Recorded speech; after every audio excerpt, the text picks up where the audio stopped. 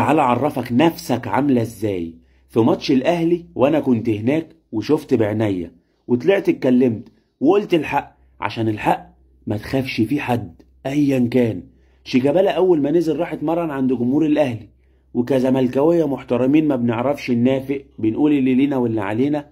قلنا بلاش يا شيكا، ده جمهور ما بيصدق، شيل ده من ده يرتاح ده عن ده، بلاش الحركات دي. وانتقدنا الحركه، وجمهور الاهلي قالك هو اللي بيجي لنا. شفتوا يا زملكاويه؟ هو اللي بيستفزنا، احنا اصلا ملناش في الشتيمه، احنا جايين عشان الاهلي بس. انا مصدقك. تعدي الايام والاهلي يلاعب فاركو، الاهلي يلاعب فاركو، مباراه ما فيهاش شيكابالا اصلا، واسم الجمهور كله بيشتم شيكابالا بامه. يعني انت طالع من البيت دافع فلوس، راكب مواصلات، بتقول يا رب، في رمضان بتشتم واحد مش موجود بامه. يبقى انت ظالم ولا مظلوم؟ يبقى انا صدقك ولا ما صدقكش؟ طب اقول لك على حاجه، هسالك سؤال. في رمضان في شياطين؟ مفيش. طب مين اللي وزك وركبك تشتم واحد بامه مش موجود؟ مفيش حد. نفسك.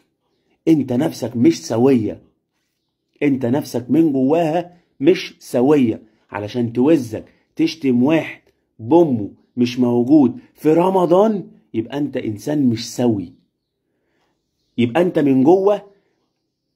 ولكن انا مش هقول علشان ما ضيعش صيامي في رمضان واعمل نفس اللي انت عملته.